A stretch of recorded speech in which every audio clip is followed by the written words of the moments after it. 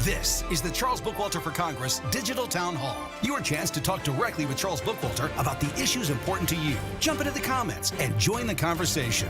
Now, without further ado, here's your host, congressional candidate for Indiana's 4th District, Charles Bookwalter.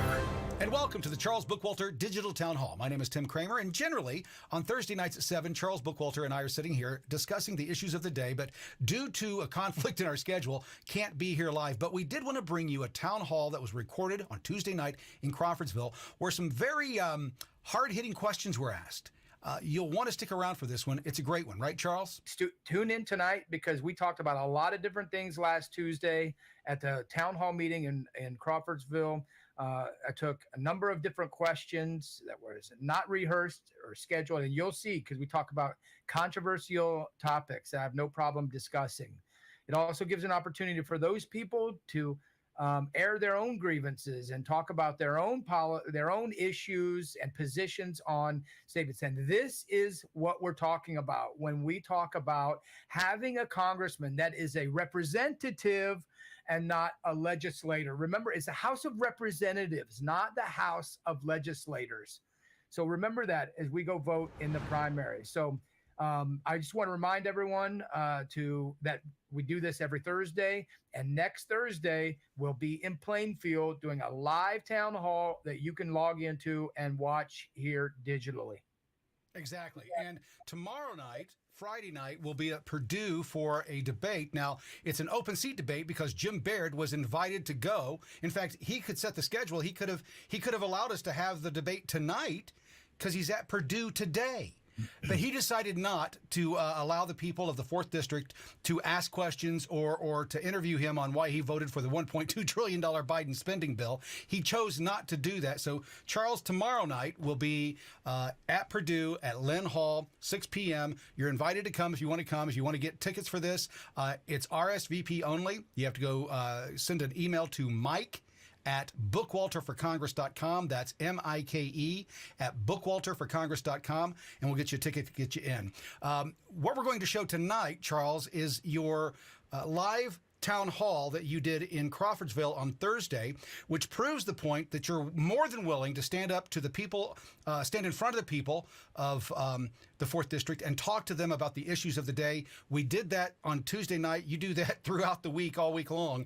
But this one was a great one because fantastic turnout, great questions, and some hard-hitting answers to hard questions and what your positions are. I think people are going to be really excited about what they hear tonight.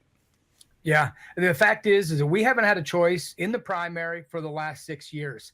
So if anything, the incumbent, the congressman, should be open to having at least one debate, right, at least one forum. And that's not happening. And that should tell you all you need to know. I've done probably 50 town halls or public appearances and taken questions off script, off the cuff. And so just, you just have to consider that if there's no primary opponent, there's not a primary in the first place. And here we are for the first time since 2018, and we have a serious race with a serious primary challenger, and the incumbent won't even do one single debate. So please show up.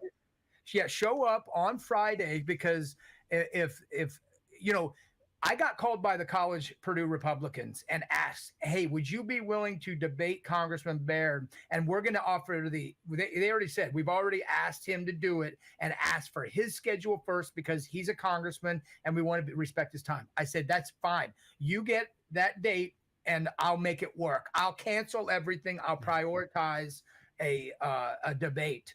But that never happened. So the college Republicans decided to have one anyway because they see and they know the importance of having the two candidates that are going to represent the district come together and talk about it, knowing that the primary is the election. So please come out to it and ask any question. And you'll see I'm not afraid to take your questions or challenge the narrative. So I look forward to seeing you there tomorrow at Purdue at 6 p.m. With that being said, let's get to it. This is the town hall from Crawfordsville Tuesday night this last week. Enjoy. Well, very much. And for those of you who aren't here, probably today later we'll get into how much of this is occurring all over the 4th Congressional District. As we do these town hall meetings, how many people show up that are engaged for the first time, that are running for precinct committeeman, that are running for delegate, town council, counselor, commissioner. It's happening across the board. This is one of the silver linings in what's going on in the world today. One of those is Tim Kramer. Tim, do you want to introduce yourself? Because there are some Boone County people here. I'm running for Boone County Council at large. I've been, for the last 10, 15 years, I worked with the Republican Party in the state of Indiana. And when COVID came around, they made their decision on who they wanted in and who they wanted out. Those who spoke against the restrictions and the mandates were kicked out of the party. So here I stand today running against them. That's how we win, folks. You can't stop. You got to keep fighting. So here we are. Yep. Tim Kramer worked for the Indiana caucus for the Republican Party, so he did all the commercials. If you look online on YouTube and you look at Jim Baird's 2018 candidacy commercial on YouTube, Kramer's did that. Mary and Tim Kramer did that. It was Tim standing up to the regime when he spoke out against Holcomb, when he filled in for the Hammer and Nigel show, and he spoke out against Holcomb, that he started getting some pressure and then ultimately lost his job making all these commercials for the Indiana Republican Caucus. All the leadership that you know, all the names today, he worked with all of them, did their commercials. Jim Baird, his commercial for Congress we did, worked at him, been in his house, sit down with him, and we called him out when it happened. Why aren't you standing? I know these people personally, asking them why they didn't stand and defend us. We make commercials about them, and what's the one thing they always say in their commercials? I'll stand and fight for you. And the moment we needed them, they wouldn't. It was people like Charles Bookwalter and myself that stood and said, we're not doing this, very loudly. And it's time that we all start doing it. If we don't, they're going to continue doing what they're doing. It doesn't stop. Yeah. I've been among them. I've worked with them. Trust me, they do not stop. Yeah, and it's that. That's why people ask me, why are you running? And I've got a long story about what ultimately got me in, and many of you know it, and we may get into some of those details today. But ultimately, that's what it is, everybody, and we all know it, is that they had an opportunity during COVID in 2020. They had an opportunity to go down in history as some of the greatest elected officials and lovers of liberty and Republicans and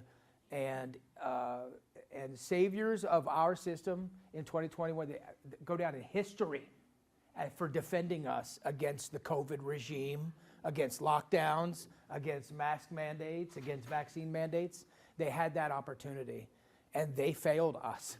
Every single one of them failed us. They did not say anything. They did not stand up and do anything. They sat comfortably. And I know very well why they were sitting back comfortably. There were many people that were sitting back comfortably while this happened to us. I had first-hand knowledge of this. If you remember, I was a rep for the Da Vinci robot. So I was in the operating room during COVID working when elective surgery became, they put a lockdown on elective surgery. That's what runs hospitals, is elective surgery.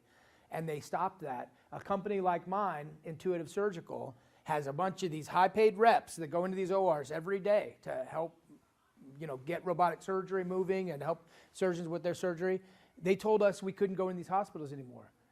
So for 2 months, approximately, we had calls every day at 10 a.m. with our team.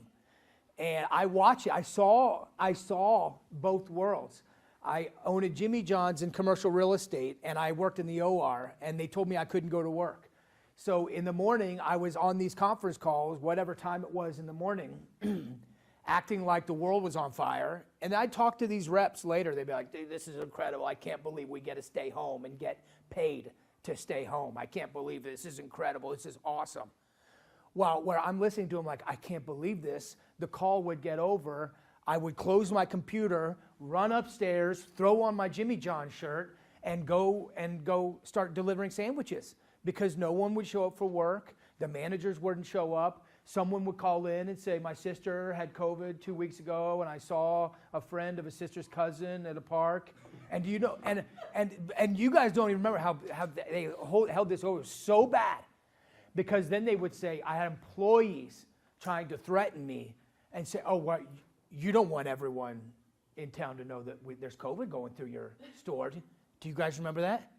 That's how bad. I remember having those feelings, thinking, oh, geez, I don't want the community of Frankfort knowing that someone in my store got COVID. Like, because I knew this isn't a big deal, but I thought, what's that going to do to our business? No one's going to come anymore. It's going to completely shut down, go from sales to no sales.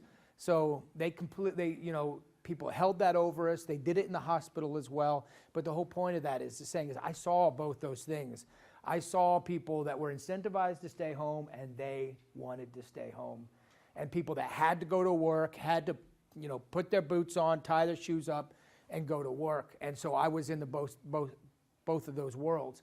Ultimately, I left that healthcare world because I had to go work in the real world and save my Jimmy Johns and all that. And it was just such a scam what they did to us. So some of you have been here today, and I've talked about so many things, and I think this is our fourth. Is this our fourth one, Sandra? Third one here, fourth one total. Yeah, fourth one total, third one here since we started doing an every first Tuesday town hall. And it's exciting. There's all new people. There's new people in this room. Some of you have never been here before. That happens as we get closer to the election. But I'll share with you, I got some questions of what do we hear about? What do I hear about we're knocking on doors? By the way, our campaign has knocked on about 25,000 doors up to this point. We've purchased up about 50,000 pieces of that literature. We have about 100 people that are working under the campaign or volunteering with the campaign in the entire district. So if you may not have heard much about that campaign, it's because we're trying to win. We don't do all the events and do all the things the way that typical politicians and typical campaigns work because that's how incumbents win. That's not how grassroots people win. We actually have to work. We actually have to beat them in certain areas where we can win. For example, we don't have the franked mail privilege, so I don't get to send you direct mailers every week that you pay for, okay, because you're paying for all those direct mailers. We don't have that privilege, so we've got to enlist 100 people to knock on doors all the time. Last weekend we did, I think, 800. The weekend before that, we're up to 25,000, but so that's our direct mailer, is having volunteers go out and knock on doors and leave that literature behind. But we are finding ways to win. But one of the questions I get asked pretty regularly is,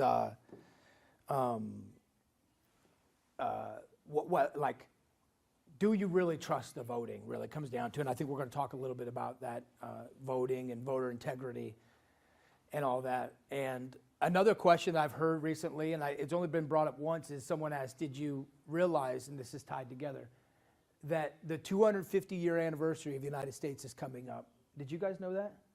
In 2026, the 250-year anniversary is coming up. But when I've read about it, I've read that people aren't really making a big deal about it. And I'm 47. This would have been a big deal for us. Big American events like that were a big deal to us when we were a little bit younger, but they're not anymore. Because here's what I hear from people when we're talking about elections. Are we even going to have an election in 2024? That's what I hear, right? Or are we even going to have the same country that we have in 2026 at the 250-year anniversary? And those are legitimate concerns that people have. That is what I hear when I'm out knocking on doors. Like, what makes you think that this election is fair enough that you even have a shot to win? And so I guess it's what it is. It's a lack of enthusiasm in America right now. This is something that Todd Rokita talks about, and Vivek Ramaswamy talks about, and Michael T. Flynn talk about when they're going out talking about things. There's a lack of enthusiasm because they're teaching young kids, we were just talking over here, they're teaching young kids that we're the problem with society. Particularly, you're looking at it right here, particularly this, right? Everyone in here is white, and that's not always typical, but a white heterosexual male is the problem. Like, we've set these things in motion that the world is a terrible place because of people like us that love God, that love individual freedoms, individual liberty, accountability, and responsibility. They're saying that that's our fault. So we've really got everything backwards at this point. And this is how backwards it is. is that you want to see an outsider. Right now, it's the biggest part of campaign season. We're going to these Lincoln Day dinners regularly. Like right here, I come in here, I feel comfortable in a room like this. You want to know what's really like to be like an outsider? Is go to one of these Lincoln Day dinners as a candidate, as Charles Bookwalter. You're hearing all these gubernatorial candidates say, I'm an outsider. Brad Chambers, an outsider. Mike Braun, an outsider. Eric Doden, none of them. They could walk into the Republican Party Lincoln Day dinner and get a standing ovation. They could go to a Democrat dinner and get a standing ovation, no doubt about it. But when we have to go in there, it's difficult. And it's uncomfortable because it's them and us. It's the establishment, which includes these Republicans, and it's us. They work harder keeping people like me and a few other off the ballot or out of the party entirely than they do keeping moderate or leftist Republicans into our party. And that's why our party does not look like the same party that it was 10 or 15 or 20 years ago. We have lost so many of those key things that are so important to us. And now when they go in and they have a spending bill, a $1.2 trillion spending bill, Republicans are proud because they've clawed back like one or two social issues that they gave away like 10 years ago. So the Democrats come to the table negotiating with things that are important to us that we lost 10 years ago. And then Republicans act like because maybe they got some, I don't know, one program. No more flags flying on you. But that didn't even happen. Oh, they got kicked out?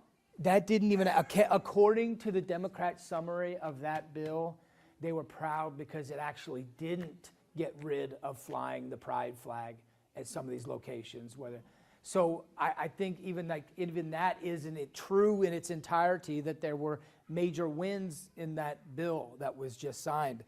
And this is happening right here in Indiana. And the Green New Deal, Joe Biden's Green New Energy Deal is the perfect example of that, because Indiana Republicans, is the blame game. This is what Jim Baer does, and all of them do it. They say, I'm conservative and you're Republican and you need to vote for me. But then as soon as a bill is passed, whether they voted for it or not, they'll sign legislation to get that money, and they'll just start introducing that into our state. That's what's happening with the solar farms, the wind farms, the carbon sequestration. That is just our Republicans going after money that has been made available by the Biden administration, and they're shameful. They're shameless about it. They're going after that money because it's made available. And then they send you a flyer that you paid for telling you how conservative they are and that you need to keep them in office. In reality, we're the outsiders. That's my point. We're the outsiders. If you are at all outside of anything that Jim Baird says, or you agree with 3/4 of the things on that sheet that I have right there, you're an outsider, and you're outside of your party because your party doesn't want us inside the party. They would rather have a leftist, Democrat-leaning person inside the party pushing these issues because that's how they get the money. That's how this is the Democrats' summary of that $1.2 trillion spending bill.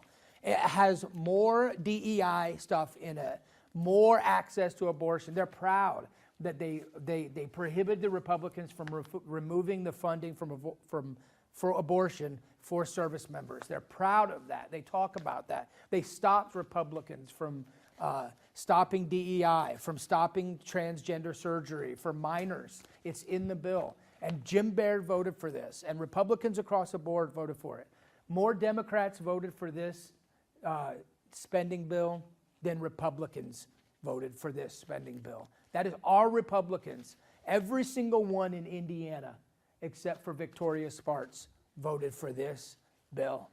And they come back here and they act like we're stupid, and they tell us that we're the morons, that they're conservative, and there's nothing that they can do. They had to fund the budget, they had to fund the government, so they had to sign this monstrosity of bill. Instead of having a spine and a backbone, which is what I've said here before is the hardest part about this job. For goodness sakes, these people are coddled. They work Tuesday to Thursday. They travel on Monday and Friday. They work like 6 months out of the year. This job isn't difficult. The difficult part of this job is having a spine, is standing up to those people that they have to work with every day. Because we all know that would be hard. What if you had to go to work and you were that odd person out that always was like, oh, geez, Charlie's here again, or John's here again. I'm never gonna hear the end of it about accountability or about I just don't want to have that in my work. Well, that's what we send these people to do, to be representatives to us, of us in Washington, D.C. Not go to Washington, D.C., spend their life there, learn how the game is played, let the lobbyists in all day long and the PACs, and then come here and tell us why we're nincompoops, why we're morons, and that we need to do everything the way they said because some lobbyist told them that that's how it needs to work. It goes to Washington, D.C. So you want to know why people aren't happy about a 250-year what is it called? The semi-quincentennial? Semi-quincentennial? Well, they can't say it first of all. Exactly, I know. I was just flexing that I can actually say it. And why people are concerned, are we even going to have an election, is because look around you. The unraveling of America is happening, and we all see it. It's been happening for over 50 years, but it's really picking up steam in the last few decades. And you all know it. That's why your 20-year-old, was it your son? Your grandson? Thank you. Yeah. That's why he's saying that. And because some people and young people, I think, a new generation starts to recognize it when they look around. He is. Yeah. I'm proud of him.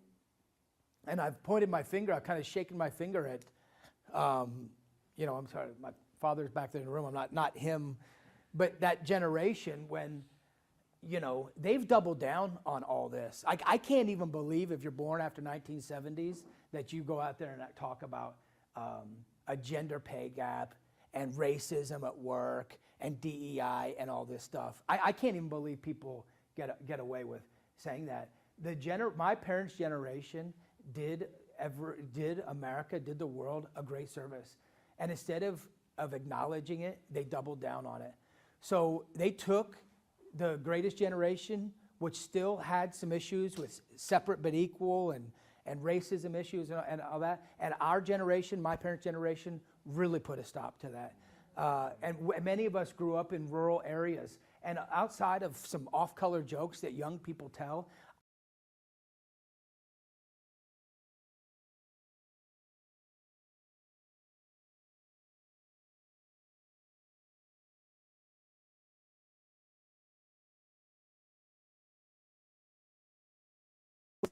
minority brought in like, oh, it's a different guy from out, like, hey, my name's whatever, because we're nice people. And that generation stopped it. And we were a witness of it. I saw it. I grew up in Danville, Illinois. And because we were right across the border, I'd go back and forth. Danville, Illinois was one of the poorest places to grow up. And there's a lot of racial divide. I did not see white people discriminating against minorities or anything like that. And instead of saying, look at what we've done, look at how we have kind of stopped a generation and now it's what you bring to the table and it's a meritocracy, they've doubled down on it. Now they've implemented it in colleges across the board. Now it's name one company that doesn't have DEI initiatives or these woke initiatives. Like, we're the problem. And so they doubled down on this narrative that is so dangerous and pernicious and hurtful to all of us. And they've weaponized race so that most people won't come out and talk the way I'm talking right now because they're afraid of getting in trouble, of talking like this. But I've had enough of it, and I don't care. And I quit my poor corporate job because we couldn't talk like this in corporate America. You can't talk like this in corporate America. You have to be an entrepreneur, you have to have your own business, or you have to be retired to be able to speak freely in America. That's shameful. It's shameful, and we're seeing it happen in our lifetime. That's not to say that it's the United States or that it's America that feels this way. The idea of America, I think, this is why I'm optimistic, is still strong, and that spirit is alive in those of us, the few of us, or the majority of us, I would say. But it's the United States and it's our elected leaders, and it's the managerial class that is mismanaging this and ruling over us in a way that it has made us forget what America is about, or it's muffled that spirit of America. So young people don't have that pride.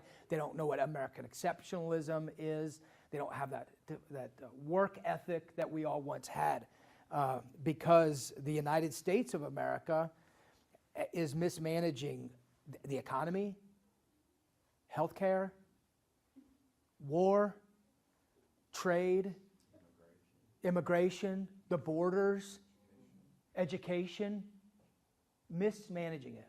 And then they tell us, I go to these Lincoln Day dinners, I hear them talk. I've been here for 12 years, Mr. or Mrs. Voter. I've been here for 12 years, and I just need you to send me back one more time so I can finish the deal. It's a scam. It is a scam. They're not in it. They're Democrats. They're not in it for you. They don't care about you. They've never picked up their Constitution. They've never taken a Constitution class. They don't know what's inside their Indiana State Constitution. They are doing this because this is a career for them, and it's a way for them to hand out treats and favors to their friends and the people that are politically connected to them. Just look around you. It's happening all around us. And then you get this. And then you get this spending bill. It's unbelievable. The CBO reported that by 2051, interest on the debt will exceed not just military spending, but spending on the two biggest items in the federal budget, Social Security and Medicare, if you didn't know that. That is not sustainable. It's the first time it's ever happened in the history of the United States. Even in World War II, we had greater spending than after the COVID years. The graph shoots way up. The difference is that we paid all that debt off after World War II. We have not done that. We're not able to do that. And after COVID, that spike went up, and now our interest payments are projected to be greater than the spending on the military, Social Security, and Medicare by 2051. Now, that's based on the projections they have now. This is why it's such a threat. When I talk about short-term threats, inflation is a big one. That's just on what it's projected on now. But 30 years ago, when they were doing their projections, they did not project or had no idea that we would be spending money on 9/11, on the forever wars, on a 2008 housing crisis, on COVID. $7 trillion, I think, on COVID alone, or the borders. So they can project all they want. They are projecting this in 2051. But if anything, yeah, it could be 2035. It could be 2040, the way that we spend money. And here's another, and that's not a stretch to think, because in 2008, have anyone heard of the term quantitative easing? QE, quantitative easing. That's when the government artificially suppresses interest rates. So they push interest rates down to incentivize entrepreneurs and other people to go out and borrow money. Because if you're got a project that you want to do, you're a construction worker, you're an entrepreneur, and you can get money at 3.5%, and you're used to getting it 6%, it's a big difference. So they artificially suppress interest rates, which encourages a malinvestment, and then people start borrowing money and they get misled. Well, the Austrian school, Ron Paul and Peter Schiff and a few of these other guys that were studying this back in the day, they said that you can't do quantitative easing ever in a government. You can't do it. You can't do QE. If you do QE once, you have to do QE infinity. You're never going to be able to back it out. And I tell you this for a reason, because they introduced QE in 2008 after the housing crisis. And then it was the worst it's been for us, right? A terrible recession, whatever. And they said we would never even consider doing this if our hands weren't tied. But the housing crisis is so bad, we're in such a recession, the government has to do this. We have to do QE, we have to monetize the debt, which means the government buys its own debt, it prints off money, and then creates ways of it to buy the debt. So we all pay for this debt, the federal government buys that debt. Then when the economy started to recover in 2010 and 11 and 12, 13, 14, 15, 16, and President Trump said, this is the greatest economy that we've ever had, the greatest economy. And do you know what we did shortly after he said that? QE3. QE3. because it never ends when the federal government starts bailing itself out. And I'm telling you all to tell you that, like, that is a major threat that we have, which is this $1.2 trillion spending bill. It doesn't help us. It doesn't help Hoosiers. And if it does, they're lying to you. They're giving BP $1 trillion so they can build a pipeline and capture CO2 and pump it on the ground. That's when they're telling you they're helping you, when they bring this money back to the state. That's how they're helping. When Jim Baird does that, that's how this money comes back to you. It doesn't come back to you in the form of a tax cut. It's constantly a ratcheting up effect. As the two parties switch place, they never give us our money back, and they just spend the money on their friends, and right now it's war, okay? This is full of Homeland Security, Border Patrol, and war. The F-35 fighter jet, which is a scam, is full of war. And the Democrats barely lost anything. The entire bill was an increase over Pelosi's budgets. That's what Jim Baird is doing. That's what your representatives are doing. And if you want to actually have a change, then you need to be prepared to invest in and get elected. And by investing, I mean tell 10 of your friends and drag them to the primary and vote. Is someone that's saying that this has to stop, it has to end, and it's going to look things like defunding the Department of Education. That's what it looks like. It looks like slashing this, like telling people they don't have a job. Like if you skip every letter of the alphabet, that's your last name, you're done. You're going home. We're cutting your budget 50%. You're going home from Washington, D.C. You've got to go get a job, actually being productive in your neighborhoods. We would slow down Washington, D.C. That's the richest area to live, as you all know, is the donut counties of Washington, D.C. They're scamming the rest of us. They tell us that they're doing us a favor, as they tell us that they're the most conservative member of Congress, and they're fighting for it. They're not. They're not, okay? They're not. It's a matter of fact. But that's what I came to talk to you about today, was this spending bill. I've gone through it. It's unbelievable. It is unbelievable, and everybody should be ashamed and offended. Every Hoosier, you would never give a penny out of your pocket to fund most of this stuff is in there. And they do it without our input. They do it without our request. They just run for office again because they're incumbents and they know they're going to get reelected.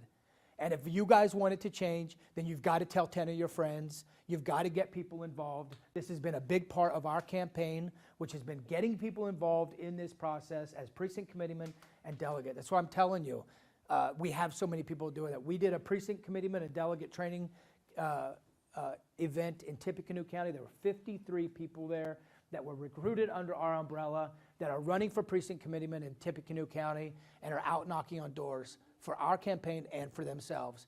In Boone County, it's the same. In Jasper County, it's the same. We have some here in Montgomery County, Hendricks County, all over. But that's what it's going to take, everyone. And most of you are here because you are all aware of that. I'm just reinforcing it. So that being said, I know we want to do some things at the end of the night, and I've been going on for 35 minutes, 30 minutes. So I'll take any questions you have about particular issues that are sensitive to you, that are important to you, and I'll answer them. Or I can go over my top issues, top items. Do you want to ask yours first? Can I get you on mic real quick? Because we're recording this, and I want to make sure I know. There you go. So I went to the election. You guys speak into the mic. Oh, well, Oh, you're good. we went to the machine testing. I wanted to get the proper. So I went to the machine testing today in Crawfordsville for Montgomery County, and found out that only 9% of people in the city of Crawfordsville actually vote, which just floors me because of, people not caring what happens to them in their life and the apathy there. So then also they mentioned that if you had not voted for two times, you were automatically going into being unregistered.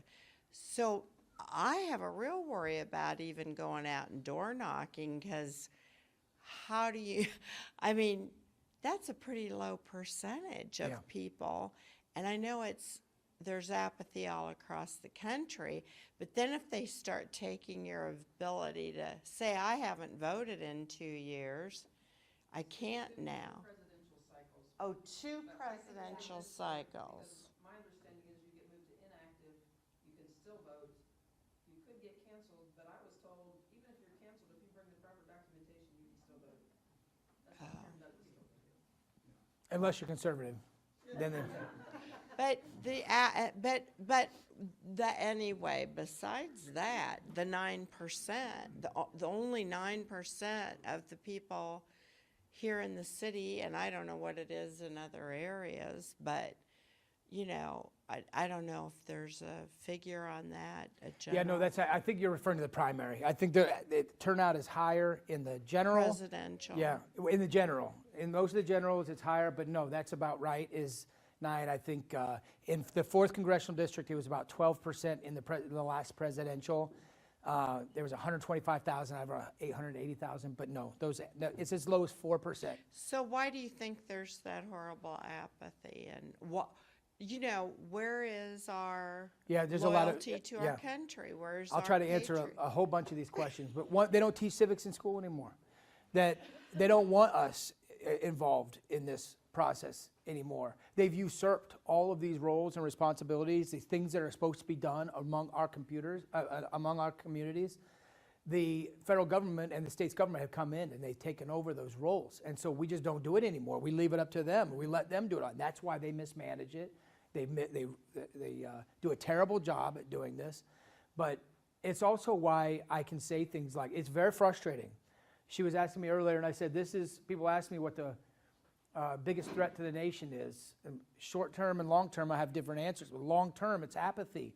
Long term, it's apathy because none of this other stuff, the short term problems, are possible without apathy. This government that we have instituted among men is supposed to have us involved every step of the way. And the minute that we give up that responsibility, this is what happens. This spiraling of America, it spirals out of control. We've got all kinds of examples of government spiraling out of control. The other thing too, I remember, I don't know what year it was, but going to Dick Lugar's office about immigration back. Well, we've been fighting it for 25 years. Yeah, and it was apparent to me when he was in office that he knew best what was right for us. Mm-hmm. And that's the attitude that was Absolutely. in that office. And I said to his little, what do you call him? Staffer. I said, well, maybe we know better and we need to get rid of him if we don't have a voice. But the thing is, you call these different people in Washington or the state, and nobody, well, we'll pass that on. We don't know how they feel about this, and that's the standard. Yeah, that's the standard. But we're fixing that because this is the new standard. This is what it's going to look like. Thank you. If we win, having town halls. We have debates coming up. We have forums. We have a debate coming up that the incumbent isn't even going to show up to this debate because you're right. They don't care about your opinion. They think they are smarter than you. And that attitude of we know better than you Yes. you see it on TV if you They're watch any of you go. This is what I mean by being an outsider. How painful it is to go to some of these events and these Lincoln Day dinners and watching these people parade around and slap each other on the back like they are smarter than you and me and everybody else. It's painful to be a part of it and watch. But this is why I say, like, I'm optimistic at the same time. And this is why you don't see me on TV. Well, one, we can't afford it, but two, we're too busy on the ground doing things that actually can win an election. Because I know that only 9% of the people come out and vote in the primary. And 5% of those are the die-hard party people. They care about the party more than they care about you, more than they care about the principals, more than they care about their neighbors. They care about that party. That party pays them, feeds them, and feeds their friends. They care about that party. And that's that 5% out of that 9%. Well, what if we got 35% of us to actually show up and vote? What if we have 55% of people? We actually had normal people. I go to these events and I'll have people say, like, after we'll be talking to me, like, you seem pretty normal. Like, yes, because normal people can identify with each other. Like, we realize that we're normal. You're a normal person, right? They're not normal. They look down on you. They think they're smarter than you. They think they're better than you. It's so obvious. They're smug, they're arrogant, they're condescending, and they're morons. Right? It's a terrible mixture to have all in one group. And I've seen too many of these people, and it's offensive to me, and it should be offensive to all you. And the only way that we stop this is that if you drag 10 of your friends to the primary, tell them you got to go vote for different people. If their name says incumbent on it, vote somebody else.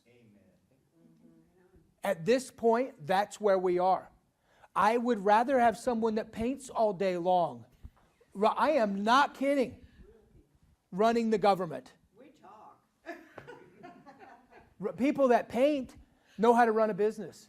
People that paint know what customer service is, how to hustle and get a job, how to finish a job, how to do quality work versus, not quality work, how to keep a customer happy. All these little things that normal people know how to do in our business, in our lives, they don't do or they neglect to do. As they mismanage this country and it unravels in front of us, and that's what we're seeing. But again, I'm optimistic. One, because you guys, I'm all over the 4th. I go to commissioner meetings. I go to these meetings all over the 4th Congressional District. And you should be optimistic.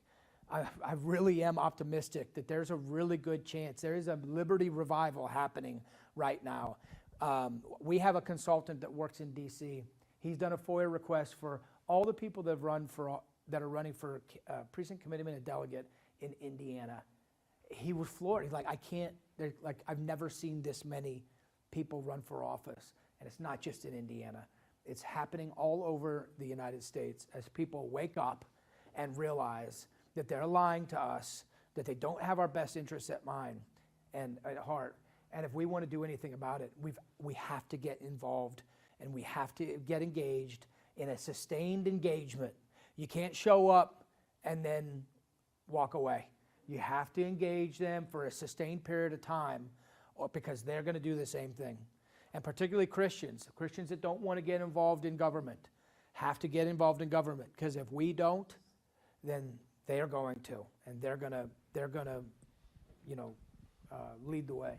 They didn't vote in the last election, and look at what happened on Sunday. Yeah. Yes, Hi, ma'am. my Hey, name's Raina, and I just would like to ask you, what is your position on cannabis? I've said this before. It's a tough position for me in the Republican Party because a lot of Republicans are, and I'm very conservative, like to legislate morality. My position is this: I think cannabis should be recreational and legal completely. The only reason I wouldn't vote for full recreational cannabis is if the state of Indiana just wants to tax it and take that money and not offset any other taxes with that revenue. If they were to do that, that would create a windfall of billions of dollars into the coffers of Indiana that they're going to turn around and weaponize against us in some form or fashion. They'll put cameras on traffic lights, license plate readers. They'll have big weapons of war. I've seen them here in Zionsville that they'll bring here in order to oppress us. So I think, and Genesis talks about this, chapter 3, I think talks about all the, there's the seed of the fruit, and I think cannabis is a lot less harmful. We don't know that much about it, but it's a lot less harmful than alcohol. But these are my personal opinions about it, and I think it should be recreational and legal, and then the states can determine how to deal with it. But I would never support it if they did not offset taxes in somehow. I think the taxes and them weaponizing our money, that's what they're doing. They're weaponizing our money against us. We pay 55 cents out of every dollar that goes to the state. And then they create agencies like the IEDC that comes in and takes our land with our money. Or they build new justice centers. They just create infrastructure around us to oppress us, and they can only do it with our money and our authority. We let them do it. So that's a long way of answering your question. Do you have any follow-up questions? Not specifically, but I do want to just say that there are many, there's many other things other than just human consumption that cannabis can help benefit the quality of life, the earth. I mean, hempcrete, we've got biodegradable plastic. Yeah. There's, Industrial. yeah, Yeah. there, well, Industrial I'm hemp could for, save- yeah. I'm for plant medicine across Absolutely. the board. So the environment, the, people, even to children. I don't know if you guys have heard some stories in places like Colorado and those kinds of places where children with like seizures and cancer have received benefits from a plant that we here in the state of Indiana, Well, and this whole green business too, if they would allow people to grow at least industrial it's like the hemp. industries, the green industries they're pushing, they are creating the narratives to push those way forward. When there's biodegradable fuel Exactly. that could come from cannabis. Henry Ford had a vehicle that was partially made from from hemp plaster. There's a reason they narrate some of the ways forward, because they want control of how they push that way Housing, forward. a lot of housing, construction can be done through hemp as well. Yeah. The problem is we don't know. And why do we not know? Because they made it a class Schedule 1 illicit drug, so that we'll never be able to study it. And they did that for a reason. Would you support rescheduling? Yeah, absolutely. I would support anything that removes cannabis, that a generation of young people my age spent years in prison because they were doing something at home or selling something to another consensual adult that got them in trouble. People have no idea what it's like to live in prison. Although I've never been in prison, I've been to SEER school, which is very similar to that. And I've been in a little tiny cell for long periods of time trapped in there. And you talk about freedom and losing your freedom, it's unbelievable. But Americans are like, oh, yeah, we need to put them in jail forever because they use cannabis. It's crazy when you think about the ideas of freedom. But any kind of crimes associated with it need to be taken, need to be dealt with as a crime. But reducing the schedule, decriminalizing, I would support. And I've been on the record. I've talked about this before. It's just difficult to have the conversation in the Republican Party because Republicans like to legislate morality, which I don't think that is the right thing to do here in this case. I think that that the legislation against cannabis has been more hurtful and more harmful to Americans and American freedom than the legislation in favor of it. I think it's been more hurtful. Yes, ma'am. Okay. You bring up that you used to work in the medical industry. Okay, 2023 was the worst year of my life. I was diagnosed with stage 4 cancer. I had no choice but to pick out 2 excellent doctors at IU University there in Carmel, whom they also saved my life because I wouldn't be here. I'm not supposed to be here right now, but I am. But I'm also the example of what chemotherapy does. It almost destroyed my entire body in order for me to continue breathing. Now I have difficulty walking. Now I've had to have cataract surgery. I've got neuropathy in both my hands and my feet. I'm a professional chef, can't cook anymore. I'm an artist, I have a hard time drawing because my senses in my body have been destroyed.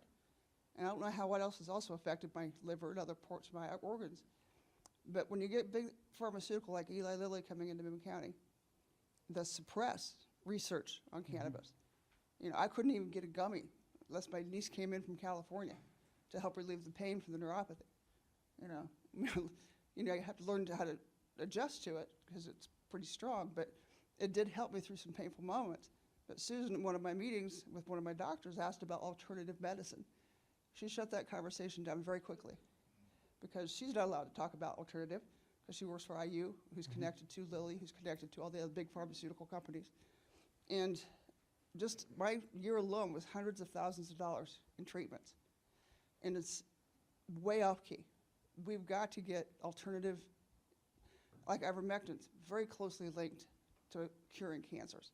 Not all of them, but it's at least assisted in recovering from cancer. But we can't even get a prescription in Indiana for ivermectin anymore because of COVID. You know, and it's a concern for me, having now lived through it, Yeah. that I want to see something move forward to allow somebody else to do some research. It's a concern for all of us. What you're seeing is just a result of healthcare being treated as a right and not as a service. Okay, this is a result of that. That when the government gets involved in something and treats it as a right, that everyone deserves it, that takes a negative right and makes it positive, which a negative right is something like your life. Like, you can't infringe on my life. It's not hard for you. Don't hurt me. You can't kill me. And the minute that you infringe on that, that's a negative right. You're taking it away. A positive right is when you have to take something from somebody and give it to something else. That's what healthcare is. And if you have to take from me to provide for someone else, that's no longer a service industry, it's no longer a free market, and it leads to these things that we have today. If you think about it in other terms like this, and I'm just talking philosophically at this point, healthcare is one of the only industries where I can think of where you've got someone that wants a service and someone providing a service, and the two of these people never coming together and negotiate how much they're willing to pay for this service. Isn't that crazy? It's like the only industry where you have to go through a middleman that doesn't even know. I worked in healthcare for a long time. I talk to these surgeons all the time about robotic surgery. Part of our job was so difficult is to try to get them to understand how much does it cost for you to do one Da Vinci Coley in your OR. Like, oh, we had no idea. Like, really? Like, oh, they don't have a clue how much. You ask a doctor how much any of this stuff costs, they have no clue. They don't talk about prices, they have no idea because there's a middleman in that. But I guarantee you, if you have somebody that wants to get, they're a 50-year-old male and they want to get a colonoscopy, and you have a doctor that wants to give it, and in the system we work under now, it's like somewhere like how much you want, I don't know, $10,000, whatever. In the real system, it would be, you go there like, hey, I want a colonoscopy. The doctor's like, hey, what about $5,000? Like, really? And you said I needed what? How often? You know, maybe I'll come back in a year. And the doctor's like, no, wait, how about $4,000? No, it's still not good for me. I'll come back. Okay, if we do it for $2,000, would you do your colonoscopy in the next week? Yeah, $2,000 is a number that I could do. That's how markets work. That's how this kind of stuff works. And we don't have that in healthcare anymore because too many leftists and big government Republicans have said that healthcare is a right that everyone gets. That's the narrative now. I mean, how many times have you heard it? That's the narrative, that healthcare is a right, and it's not. It's a service, and it needs to be treated like a service. And these surgeons that I called on for a decade, believe me, ladies and gentlemen, they're not doing this for your benefit, okay? These surgeons are doing it to pay for that 7 Series BMW that they're driving, and that big home that they own, and their summer home up in Michigan, and the plane that some of them own that they go fly on the weekends, okay? That's why they're cutting on you. And so it is a service, and if it were treated like that, then we would have a better service. And I'll just use this one quick anecdotal story because this is how it all got convoluted. It's because, it's like in World War II. Okay, so in World War II, we were sending all of our guys over there to fight, and they brought in communist, socialist policies in America to go fight communism abroad. And some of those were wage controls, price controls that they put on Americans. So they put wage controls on American industry. So they could not hire Americans for over a certain amount because the government didn't want private industry in America competing with them getting soldiers to send overseas. So they said, industry, you can only pay this much. That's your cap. That's a socialist policy. But that's what they were faced with during World War II. So what did they do to encourage workers to come work for them? They offered them health insurance. So it was a government intervention adopting a socialist policy that led to the merger of business and health insurance that we now face today. And so instead of fixing a government, getting out of the price caps, wage controls, they just further intervene, which causes business and government to create all this around us that we have to navigate through that costs us a fortune. And we pay for it. Like this silly road they're going to build on 231 North that charges your EV that none of us are going to drive. None of us are going to drive. And it's going to cost $1 billion. Only to benefit a few. Not any of us that live here, not any of us Hoosiers. And this is wash, rinse, and repeat. You've all seen it longer than I have in my own lifetime. This is how they do it. You guys have any questions over there at that table? Yes, sir. Paul?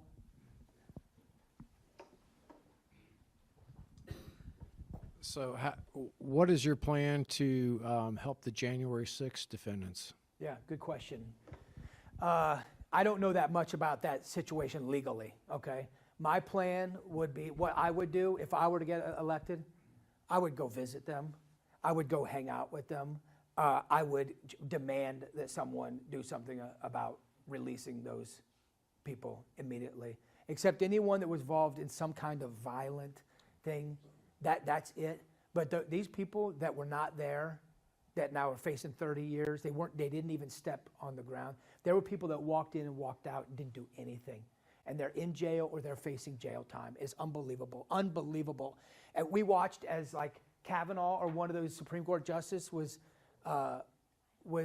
approved, and they went and beat down. It was like 3 years before COVID or before the riots, and they were at the Supreme Court beating on the door, causing mayhem.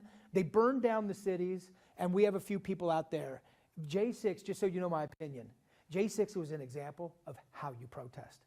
You had a bunch of right-wing conservatives that were unhappy and had a right to be upset about it. And they went out there and showed how how Americans actually protest. No guns, no violence, very little criminality. What was most likely what happened were organizations that I used to work with in the Special Forces, like Task Force Orange.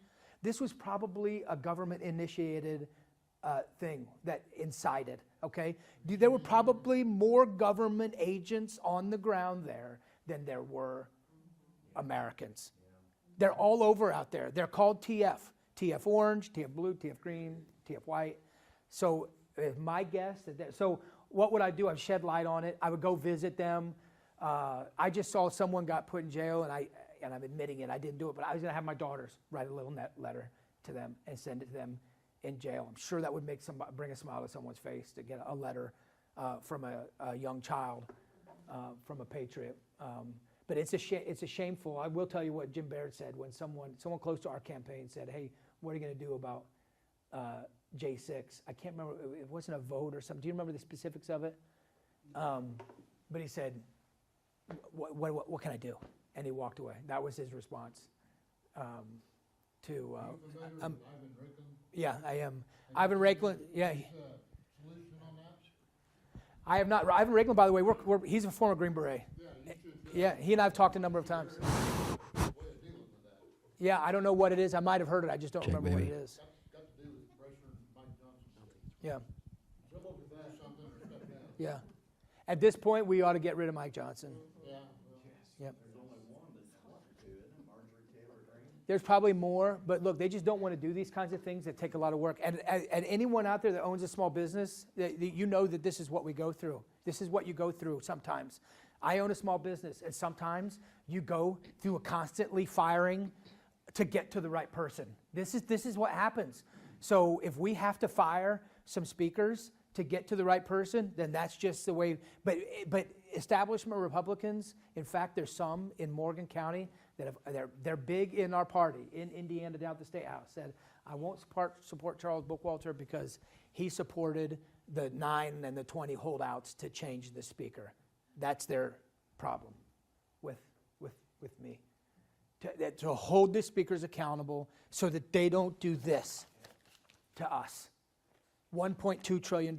And if Mike Johnson doesn't have the spine to stand up, then we get somebody else in there. And we keep doing it until someone else gets in there. Christian duty not to fight against the system is kind of what he said. That is difficult. Yeah, sir. Yep.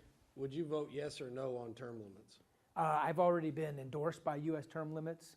I've signed their pledge, and they have endorsed me in my campaign. They did that last summer. So I would sign it, yes. I would adhere to it. People ask me how many, I'm looking at 6 years. If I were to get in, I would serve 3 terms, potentially 6 years.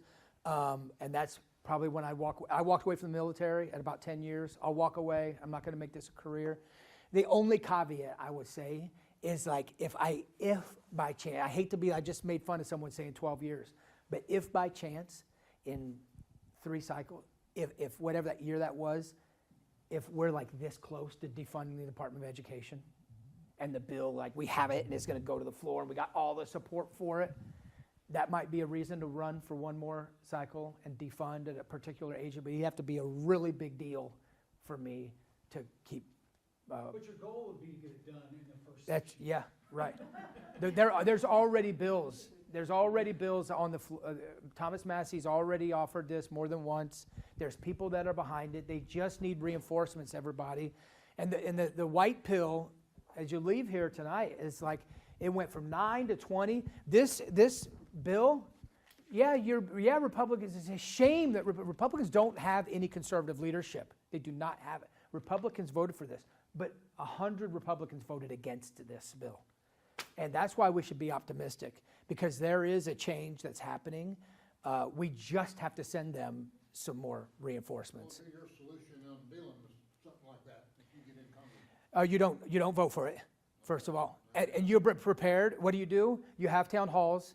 You let the government shut down, and you come back. Strategy going forward, though. Line item appropriation bills. Okay. Single appropriation bills, where you have to vote. You can't. And even the Senate said that they should have been negotiating this stuff months ago. This bill that they signed is just the fiscal year 24 budget. 3 months. So 3 months is what that $1.2 trillion funds. $95 billion going to Ukraine, among other money. So this is just a couple months of funding. So what do? You actually make them do their job by negotiating this stuff early on. You get back to single line appropriations. You don't let Mike Johnson suspend the 72-hour bill that it takes to read this 2,000-page bill.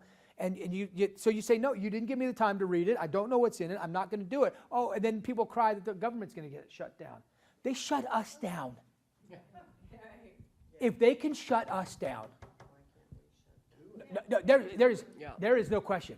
If they can shut down the economic engine of the world, which is the American worker, then we can shut them down, no problem whatsoever. And in fact, I think they try to fear us in this shutdown, government shutdown, like it's so bad that we wouldn't be able to live life without them, because we would see in a government shutdown how little we actually need our federal government. We would see that the ATF, we don't need an ATF anymore. We don't need the Department of Education. We don't need the CIA regime changing all over the world. We actually don't need these agencies. And I think that's why they try to instill so much fear in us, so that we could never let it shut down for fear that it would be proven that we actually don't need these agencies running our lives. And so that's what you have to be prepared. And that's why we do these town halls. I do a town hall every single Thursday, and I do town halls live. And if I won, I've already told people I'm not living in D.C. We're doing this. Why? Because I'm going to have to come to, Because I'm going to have to come here and tell you exactly why I voted to shut down the government, why I voted to defund the Department of Education, why I'm not supporting another $14 billion to Israel, why I'm not signing off on a $300 billion to Ukraine, or whatever it may be, okay? Because we can't even solve the problems in our own backyard. We don't even know what's going on in our own schools. You don't know what's going on in corporate America. And yet Americans think that we can solve the issues between Russia and Ukraine. It's ridiculous. A 4,000-year war between Israel and Palestinian Jews and Christians, and America thinks that they can just send some bombs over to kill people and that's going to solve the issue. It's ludicrous. It's absolutely ludicrous. And we have to have someone that's going to stand up against it, but then come back and tell everybody, like, hey, I'll take all your questions, but this is why.